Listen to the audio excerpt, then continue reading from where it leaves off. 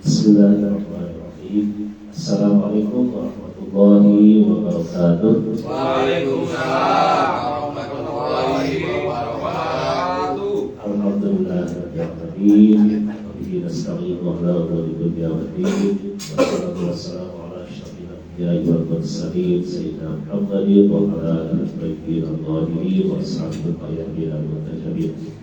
Alhamdulillah, para pemirsa sekalian, di malam ke-19 ini kita bisa bertemu kembali dalam majelis ilmu singkat ya, mungkin sekitar 10 menitan dalam rangka kita mengisi malam-malam Al-Qadar. Mudah-mudahan di malam ini Allah Subhanahu wa taala menurunkan kepada kita rahmat, berkah, maghfirah dan juga ridhonya kepada kita, keluarga besar kita, guru-guru kita, orang tua kita, sesepuh kita, tetangga, masyarakat, dan seluruh kaum muslimin juga bangsa Indonesia.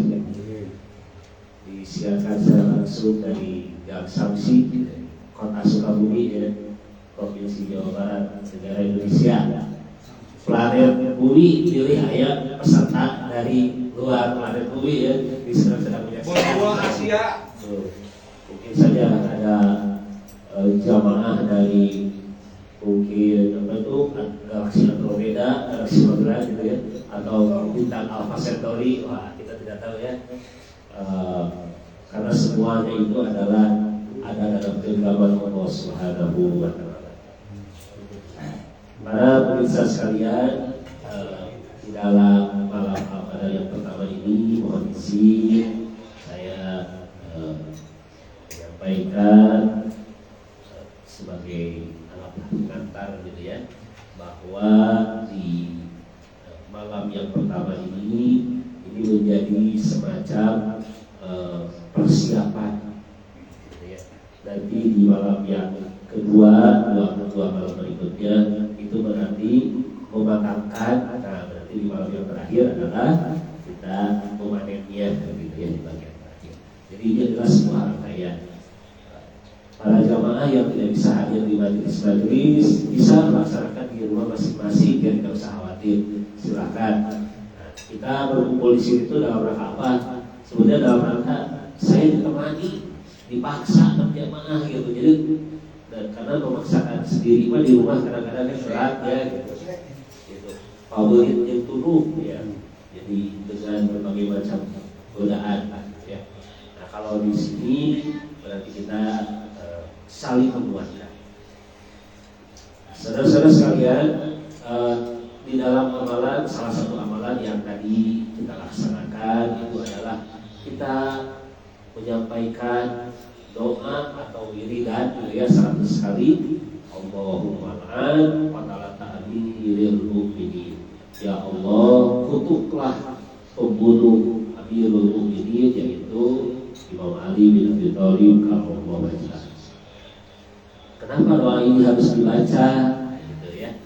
Nah, karena para pemirsa sekalian, barangkali ada yang belum tahu bahwa di 19 Ramadan itu ada satu kejadian pada tahun 40 Hijriah ya, 40 Hijriah berarti 40 tahun, kurang lebih 30 tahun setelah Rasulullah wafat, yaitu terbunuhnya salah seorang sahabat yang paling agung, yang paling mulia, yang menjadi khalifah keempat dalam barisan Khulafaur Rasyidin, Amirul Mukminin Sayyidina Ali bin Abi Thalib karramallahu wajhah.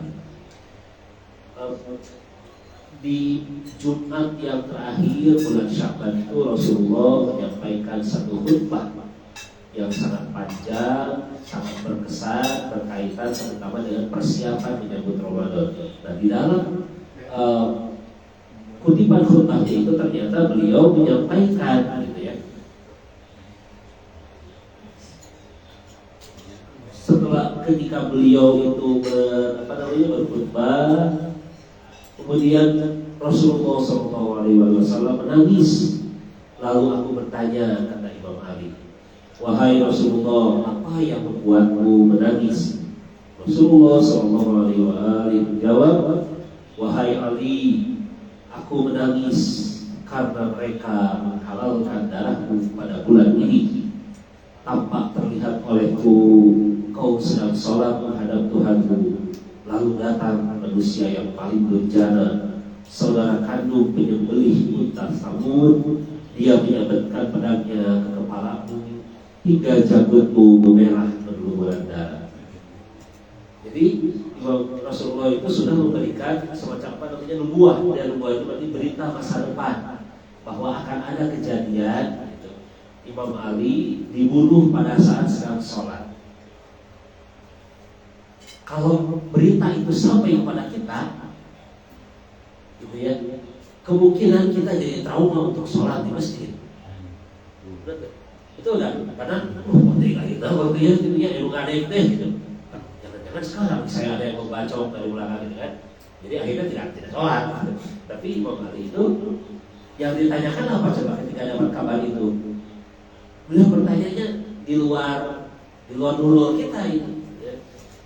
Amirul Mukminin bertanya, ya Rasulullah, apakah itu dengan disertai selamatnya agamaku? Nah, jadi yang dikhawatirkan oleh Imam Ali itu ketika dalam kondisi demikian, apakah agamanya ini selamat atau tidak? Artinya sedang berpegang teguh kepada ajaran Allah atau tidak gitu. Rasulullah SAW menjawab, tentu dengan disertainya selamat agamaku. Gitu. Jadi Imam Ali itu setelah dengar itu tenang gitu.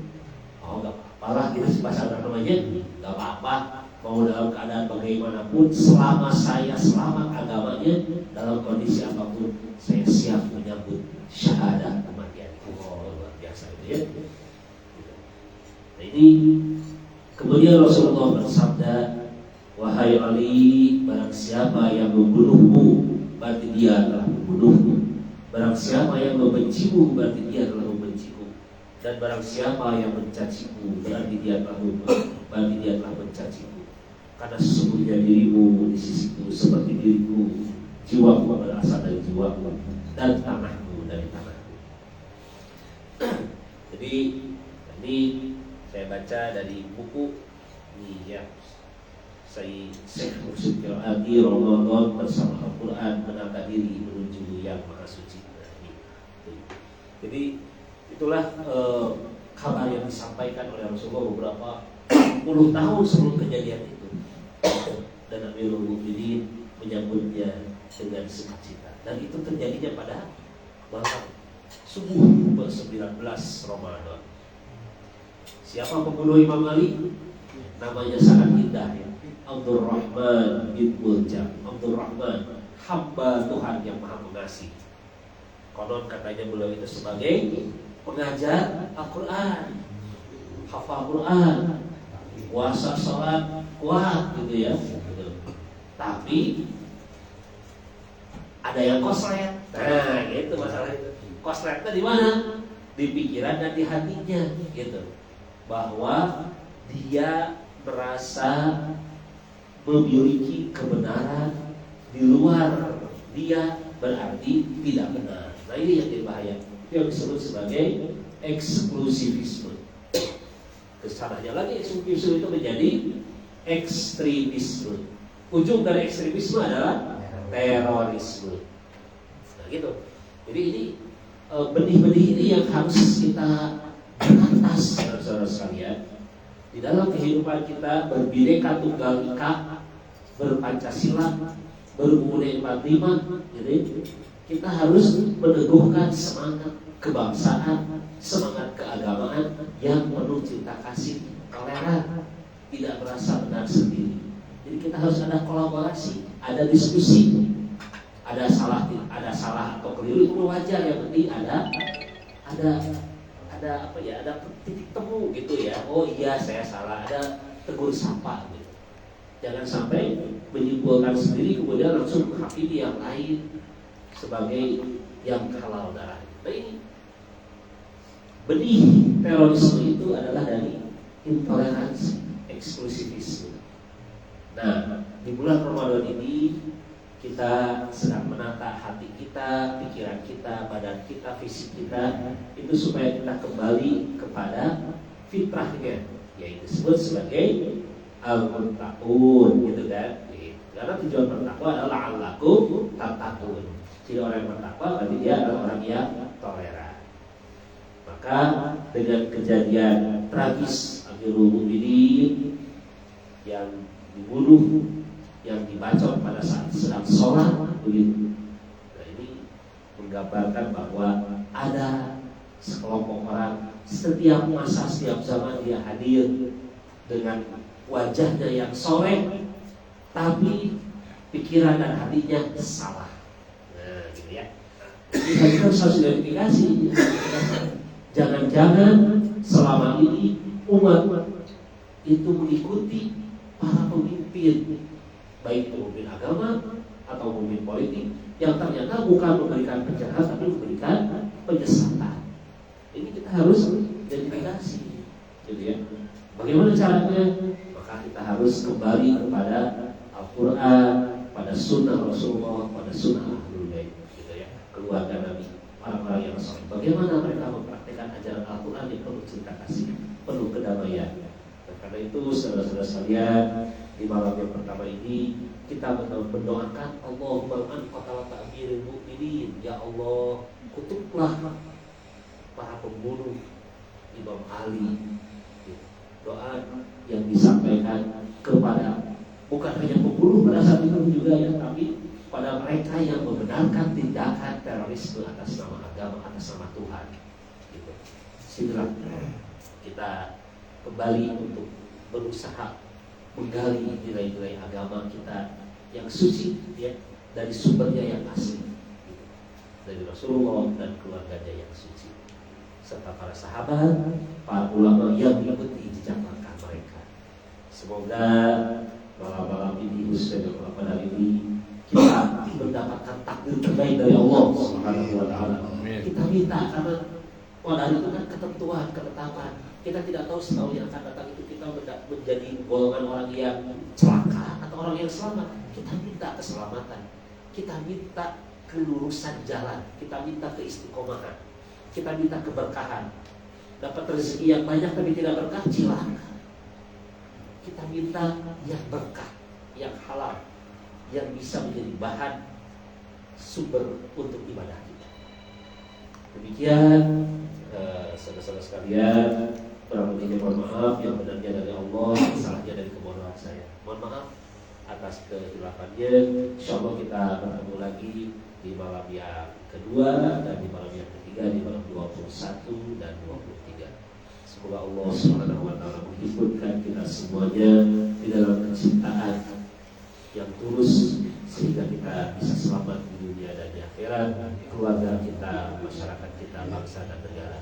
Alhamdulillahirabbil alamin. Wa ma taufiqi illa billah. Wassalamualaikum warahmatullahi wabarakatuh. Waalaikumsalam warahmatullahi wabarakatuh.